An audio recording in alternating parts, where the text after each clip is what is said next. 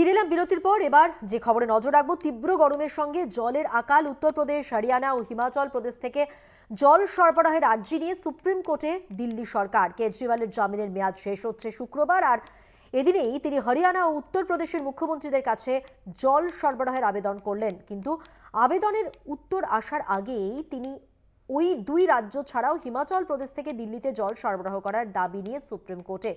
কেজরিওয়ালের মন্তব্য যে এই বিষয়টি নিয়ে রাজনীতি করার সময় নয় এটা, এবং অন্তত 1 মাস দিল্লিকে জল সরবরাহ করা হোক। আরো বিস্তারিত জানাচ্ছেন আমাদের সঙ্গে টেলিফোন লাইনে রয়েছেন আমাদের প্রতিনিধি পল্লব চট্টোপাধ্যায়। পল্লব, আদালতে তাহলে কি হলো আজকে? প্রধানমন্ত্রী এখনো পর্যন্ত মামলাটা সুপ্রিম কোর্টে শুনানির জন্য আসেনি, যদিও কেজরিওয়ালের আইনজীবীরা এদিনেই মামলাটা শুনানির জন্য তদবির চালিয়ে যাচ্ছে বলে জানা যাচ্ছে। তবে লক্ষণীয় বিষয় সেটা হচ্ছে আজকেই কিন্তু সুপ্রিম কোর্টের দেওয়া জামিনের মেয়াদ কিন্তু কেজরিওয়ালের ক্ষেত্রে আজই শেষ দিন।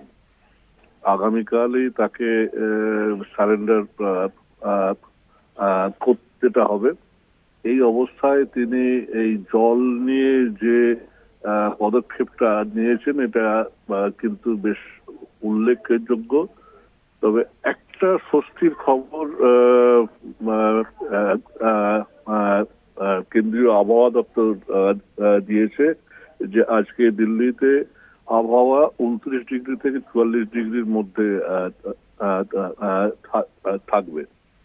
তবে অন্যদিকে কিন্তু কেজরিওয়াল এদিনকে যে 3 রাজ্যের কাছে জল সরবরাহের দাবি জানিয়েছিলেন, সেই 3 রাজ্য থেকে কিন্তু এখনো পর্যন্ত কোনো সদর্থক সাড়া আসেনি।